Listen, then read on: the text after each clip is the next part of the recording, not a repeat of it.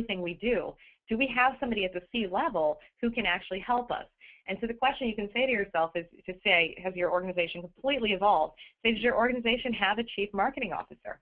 And you've seen it, this is what the corporations went through, you know, in the last, let's say 5 to 7 years of putting in and realizing that marketing is incredibly strategic and that they should have a CMO. And you're seeing now this next wave come in with associations. And then you have to say, when you have all of these departmental meetings, is somebody from the marketing team a part of that? Are they cross-functional is what you're asking. And does marketing set pricing? These are like my 3 ways to say how strategic is marketing in your organization.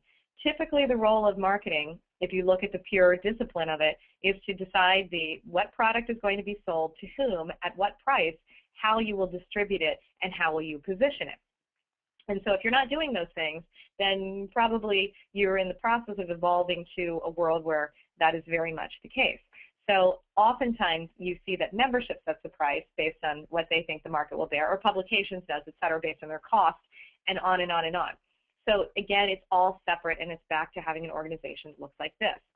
And what we're seeing is that this marketing-driven worldview that we see very clearly coming with the collision of all these events and communications and just being scarcity of finding members, is that marketing is becoming that core competency. And it's really starting to be very different than communications. And I think that in the next 10 years, we're going to see that Marcom term just kind of go away.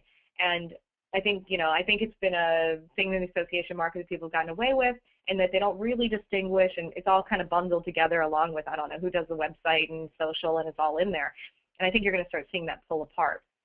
But in a marketing-centered kind of association, what you see is a wholly different look and feel than if this is you right now.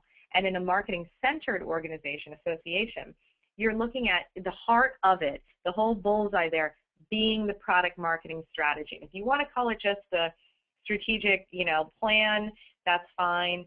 But at the end of the day, somebody has to be able to decide what information you have. And I would contend that the product that you have is the information that you're then going to gather people around to who want the information.